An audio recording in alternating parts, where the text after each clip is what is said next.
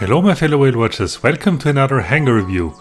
This time we will look at this Diamond League 3 hangar that one of my subscribers submitted. His favorite game modes are Domination and Beacon Rush. Just a quick reminder, in case you want your hangar to be reviewed as well, you can find instructions on how to apply for a review in this video's description. So before coming to the individual builds, let me remind you that next to Gold League, Diamond League is the league that is most affected by tankers. So sometimes it is not that easy to advance and many players lose interest at this stage because they keep running into MK3 builds of cheaters. This problem exists for years now, and like the rest of the player community that does not cheat, I sincerely hope that one day Pixonic will do more about tankers. But it is not necessarily in their interest to address this properly, because tankers usually also spend a lot of money on their OP hangars. So for a company, it's a balance. They don't necessarily want to ban or punish somebody that buys their products. From a business perspective, they would shoot themselves in the knee if they did that. But as a result, it sucks for most of the players that do not cheat. But let me also tell you an obvious fact. There's no tanking in the highest league. So if you are persistent, if you work your way up the leagues, then eventually tankers will get less and less. I never run into tankers because I play in Champion League. But until you also come to this point, just hang in. So let's have a look at the gear. The Harpy as hybrid with Smoother Raster and Scorcher. I strongly suspected you run a Scorcher because you don't have a second Rastor.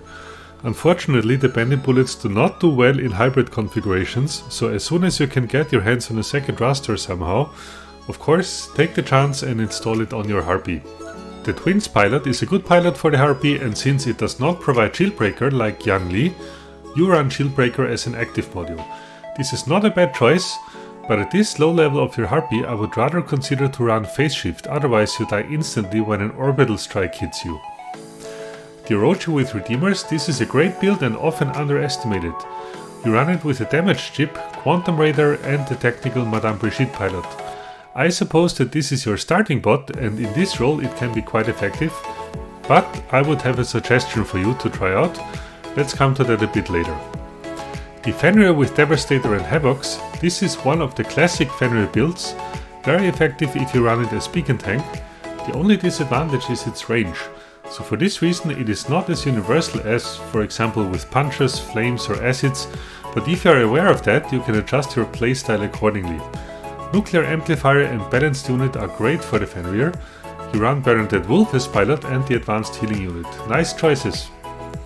The Revenant as Bane Toxin Blaze hybrid, this is a very high DPS build. You run it with Repair Amplifier and Advanced Healing Unit, that's also great. What I don't like so much about it is the pilot. Try to get the legendary pilot for the Revenant. Vasilisa is the best one, sometimes she shows up during the legendary days where you can buy her then for a bit of gold. The Erebus with Thunders, Nuclear Amplifier and Samael, this is a very interesting build, high brawling power.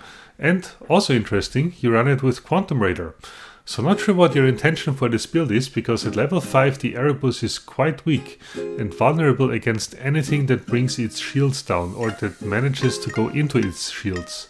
But this is likable to happen when you need to go into brawling distance, because the Erebus is quite slow. So my guess is that except in situations where you manage to surprise your opponents with QR, you die quite fast. And the main reason is that the Erebus needs a lot of additional stuff to make it useful as a brawler. Its big strength is its firepower, but it is a glass cannon. So when you go up the leagues, you will find it increasingly difficult to keep it alive, and it will cost you a lot of resources to cover up its weakness. So my suggestion would be to try setting up your Erebus as a mid or long range support damage dealer with different weapons than the Thunders. The Arthur as Lantern Vengeance Cinder build, this is some sort of Swiss Army knife Arthur and it can work surprisingly well. In the early days I ran my Arthur with Cataclysm Cuirassier and Rupture, and you would have been surprised how well that worked. Probably some of my earlier videos still show that build in action. But in today's meta I would say that you should rather concentrate on getting a coherent weapon set, for example Dazzler Lantern, or if you like the brawling version better, that you can use it as a beacon tank, potentially Grom Cinder or even Vengeance Cinder. Apart from that, of course, try to get modules. They will keep your Titan alive much longer and you can also transfer them to another Titan at a later point. So what can you improve here? First of all, let me mention that you have some serious stuff here for a Diamond 3 hangar. Nuclear amplifiers, a repair amplifier, and also your robots and weapons. Most of it is tier 4 gear, so you don't actually need to change a whole lot to make progress up into the leagues. You just need to streamline your builds a bit and increase the level of your gear. That's basically it. What you can try for now in order to make your builds a bit more effective, try to swap your 2 MK2 Thunders on your Erebus with the 2 Redeemers on your Orochi.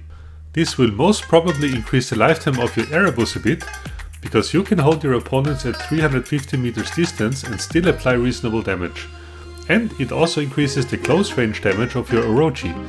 If you use it as a starting bot, you will often end up in point blank situations, and then the Thunders are often better brawling weapons than the Redeemers that are more designed to be precise support damage weapons for around 300 meters. All your builds are at quite low level. One common advice would be pick 1 or 2 robots that you really like and make them lead bots. Maybe you already started with the process by leveling up Defender a little bit further than the other ones. I think that this is a great choice. The next step would be to get it to level 9 for unlocking an additional module slot, and it will start to shine once it has reached MK2 level. Apart from that, of course, try to get another Rastor, a legendary Revenant pilot and some premium modules and streamlined weapons for your Titan. But again, for Diamond 3 this is a great hangar. You will have lots of fun with your builds through Expert League and Master League as well, if you just keep developing them step by step. So that concludes my hangar review of this Diamond League 3 hangar. Thanks for watching and see you on my channel.